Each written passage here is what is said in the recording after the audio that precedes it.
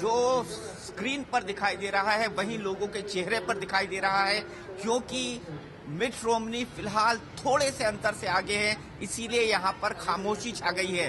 जैसे जैसे मिट रोमनी को बराक ओबामा पीछे करते जा रहे थे, वैसे अब मैं आपको दिखाता हूँ। देखिए, मैं आपको दिखाता हूँ कि एक जगह का नतीजा आया है और चीयरिंग हो रही है, क्योंकि बराक ओबामा आगे निकल गए हैं। यहाँ पर मोन्टाना का दिखाया जा रहा है एग्जिट पोल, जिसमें 53% मिले थे मिट रोमनी को और 45% और ये नेवादा का दिखाया जा रहा है जहाँ 51% बराक ओबामा को मिले हैं और 45% मिट रोमनी को एग्जिट पोल के मुताबिक। और जैसे ही बराक ओबामा आगे होते हैं वैसे ही तालियां बजती है। मैं आपको दिखाऊं बराक ओबामा किसका संदेश लेकर चल रहे हैं। बाकायदा यहाँ बिल्ले और पोस्टर बिक रहे हैं। होप, HOPE, होप का संदेशा लेकर बराक ओबामा चल रहे हैं और उनका नारा आई वॉज देयर, जब भी आपको जरूरत थी मैं वहां पर था। ये इलेक्शन नाइट रैली का उनका नारा था जो शिकागो में नवंबर 6 को हुई है। और आप यहाँ पर देख सकते हैं कि Barack Obama the president of United States, तो फक्र की बात है यहाँ के लोगों के लिए। इसीलिए चारों तरफ, जहाँ शिकागो के स्क्वायर पर हम खड़े हुए हैं, उस स्ट्रीट पर चारों तरफ ओबामा दिखाई दे रहे हैं, वोट फॉर ओबामा। और इसीलिए फिलहाल यहाँ पर शांति है, क्योंकि मिट रोमनी कुछ अंतर से आगे हो गए हैं। How many people by this? Lots of people are buying. They're real happy to support their candidate.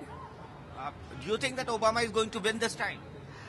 You know, the polls are coming in and the polls are giving us the answers. So check right up there. You hear the crowd cheering. Crowd cheering. And you will be cheering for Obama? I'm cheering for my president. You bet.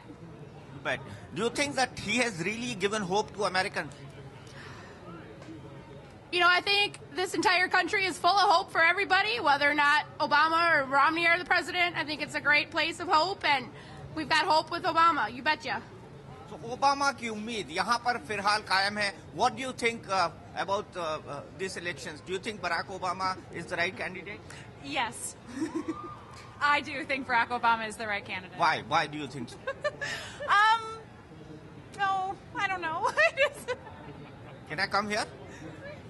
Can I come there?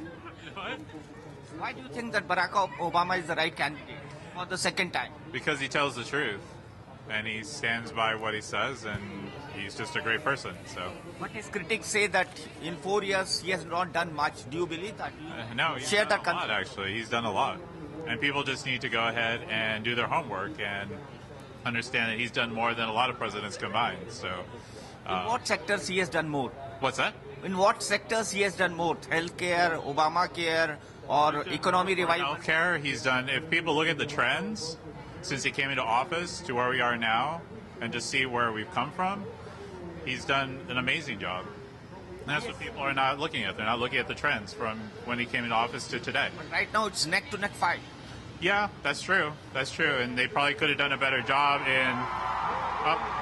And there he goes. So he got New Hampshire. So here it goes. तो आप देख रहे हैं crowd एक बार फिर से cheer कर रही है, क्योंकि बराक ओबामा को न्यू हैम्पशायर की जगह पर फिर से बढ़त मिल गई है। 54% पर बराक ओबामा है, मिट रोमनी जो है 43% पर हैं। तो एक बार फिर से क्राउड यहाँ पर चीयर कर रही है। मधु भाटिया के पास चलते हैं। मधु, क्या कह रहे हैं अभी तक के ट्रेंड? क्या आपको लग रहा है जिस तरह से अमेरिका की पॉलिटिक्स को आप देखती हैं उसके हिसाब से बराक ओबामा की जीत निश्चित दिखाई दे रही है? क्या ये कहा जा सकता है? निश्चित अभी भी नहीं कहा जा सकता है, लेकिन जहां उम्मीद काफी ज्यादा बढ़ गई है कि बराक ओबामा आगे निकल रहे हैं इस रेस में, क्योंकि अभी 2 और जो पोलिंग स्टेट्स हैं, जो बैटल ग्राउंड स्टेट्स थे, उनमें पोलिंग खत्म हुई है और उनमें भी जो एग्जिट पोल्स बताया जा रहा है नेवाडा में, उसमें बराक ओबामा आगे चल रहे हैं। तो उससे लग रहा है कि बराक ओबामा जिन जिन बैटल ग्राउंड स्टेट्स में आगे अपनी बढ़त बनाना चाहते थे, उनमें काफी ज्यादा ऐसे प्रोजेक्शंस आ रहे हैं कि वो आगे बढ़ रहे हैं। अच्छा मधु, भारत के दर्शकों के लिए बताइए, बैटल ग्राउंड स्टेट्स आखिरकार होती क्या है? देखिए, बैटल ग्राउंड स्टेट्स वैसे स्टेट्स हैं जिनमें काफी ज्यादा इलेक्टोरल वोट्स तो हैं ही, लेकिन वो ऐसे स्टेट्स हैं जो अपना मत बदलते रहते हैं थोड़ा बहुत। तो उसमें कोई भी ये पक्के तौर पे नहीं कहा जा सकता कि उसमें रजिस्टर्ड रिपब्लिकन्स हैं या रजिस्टर्ड डेमोक्रेट्स हैं। तो वो हर इलेक्शन में रुख देखते हुए अपना मत डालते हैं, तो उनको लुभाना और उनके वोट हासिल करना बहुत ज्यादा टेढ़ी खीर होता है। और इसीलिए हर इलेक्शन में जो होता है, तो कैंडिडेट्स जो हैं इन्हीं बैटल ग्राउंड स्टेट्स में सबसे ज्यादा कैंपेनिंग करते हैं। मधु, अगर हम बात करें अभी तक के जो नतीजे आए हैं, कहीं कोई चौंकाने वाली बात राज्यवार अगर हम चले? अगर हम चौंकाने वाली बात करें तो बैटल ग्राउंड स्टेट्स की ही बात करते हैं। फ्लोरिडा का जो नतीजा अभी तक चल रहा है, प्रोजेक्शन नहीं हुआ है, लेकिन इतनी ज्यादा क्लोज टक्कर है। लेकिन फ्लोरिडा में उम्मीद की जा रही थी कि मिट रोमनी आगे निकलेंगे, जो हुआ नहीं, क्योंकि मिट रोमनी ने, रिपब्लिकन पार्टी ने अपना कन्वेंशन भी है जो है वो भी फ्लोरिडा स्टेट में रखा था, लेकिन कन्वेंशन के बावजूद वो अभी तक अपनी लीड नहीं बढ़ा पाए हैं। तो ये एक अभी तक चौंकाने वाली बात कही जा सकती है। साथ ही ओहायो जो एक मेन बैटल ग्राउंड स्टेट है, उसमें कांटे की टक्कर होनी थी, लेकिन उसमें काफी ज्यादा डिफरेंस दिखाई दे रहा है।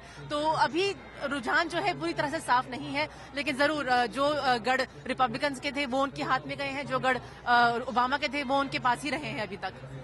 ये बताइए, अगर हिंदुस्तान की पॉलिटिक्स से हम कंपेयर करें तो मुझे लगता है कि मुद्दे जो थे, हमारे यहाँ गरीबी एक मुद्दा होता है, यहाँ पर बेरोजगारी एक मुद्दा था, हमारे यहाँ पेट्रोल और डीजल के दाम मुद्दा था, सैंडी के बाद अमेरिका में जिस तरह का संकट हुआ और सैंडी के आसपास भी हुआ, न्यूयॉर्क और न्यू जर्सी के इलाके में गैस और पेट्रोल की राशनिंग करनी पड़ी, वो एक बड़ा मुद्दा बन गया। साथ ही साथ अर्थव्यवस्था यहाँ के चुनाव में एक बड़ा मुद्दा है। तो इंडिया के इलेक्शंस के साथ इन इलेक्शंस को कैसे कंपेयर करते हैं? देखिए, जो मुद्दे हमेशा डेवलपिंग कंट्री को, जैसे भारत है, उसे झेलने पड़े हैं, वही कभी अमेरिका के सामने आएंगे ये किसी ने सोचा नहीं था। लेकिन ये अब लगातार दूसरा इलेक्शन है जिसमें इकोनॉमी वाला मुद्दा अभी तक बरकरार है, ना वो कम हुआ है ना वो हटा है, बल्कि वो और ज्यादा बड़ा है। जॉब्स जो हैं वो नहीं मिल रही हैं, उसकी वजह से लोगों को, जैसे गरीबी की चाहे मार हो, चाहे पेट्रोल के दाम बढ़ रहे हैं उसकी मार हो, जो घर उनको अपने छोड़ने पड़ रहे हैं उसकी मार हो। तो इस तरह की परेशानियां जो अब तक सिर्फ डेवलपिंग कंट्रीज में देखने को मिलती थी, यहाँ भारत के इलेक्शंस में सुनने को आती थी, वो अब अमेरिका लगातार दूसरे इलेक्शन में झेल रहा है। तो ये थोड़ी चौंकाने वाली बात ना सिर्फ दुनिया भर के लिए या भारत के लिए है, बल्कि खुद अमेरिकी जनता ये समझ नहीं पा रही है कि आखिर दुनिया के सुपर पावर कहलाए जाने वाले अमेरिका को हुआ क्या है। क्या हुआ है और आखिर इस मर्ज की दवा क्या है? मर्ज की दवा कहना तो बहुत मुश्किल है, क्योंकि क्या ये दवा बराक ओबामा है? यही सोचा गया था कि ये मर्ज की दवा बराक ओबामा है, लेकिन 4 साल में बराक ओबामा वो नहीं कर पाए जिसके जो वादे उन्होंने किए थे। तो कहीं ना कहीं कुछ ना कुछ गलत जरूर हो रहा है, चाहे वो बराक ओबामा की नीतियों की बात करें, चाहे रिपब्लिकन पार्टी जो पार्टी इन पावर डेमोक्रेटिक पार्टी है उसका विरोध करती है नीतियों का, चाहे आपसी झगड़ों की बात करें, तो कहीं ना कहीं अमेरिका जो है अभी तक पूरी तरह से ट्रैक पर नहीं आया है। लेकिन हाँ, कुछ चीजें हैं जो धीरे धीरे संभल रही हैं, जैसे ओसामा बिन लादेन को मारा गया, या फिर जो युद्ध हो रहे हैं उससे अमेरिका अपने आप से विड्रॉल, अमेरिका का अफगान पॉलिसी, इराक, ये सब चल रहा है। देखो, इराक से विड्रॉल हो रहा है, अफगान पॉलिसी के बारे में बात कर रहे हैं कि उससे विड्रॉ कर रहे हैं, इमिग्रेशन पॉलिसी को लेकर अब काफी स्ट्रिक्ट हो रहे हैं कि किस तरह से अमेरिका में जॉब बढ़ाई जाए। तो ये सब मुद्दे हैं।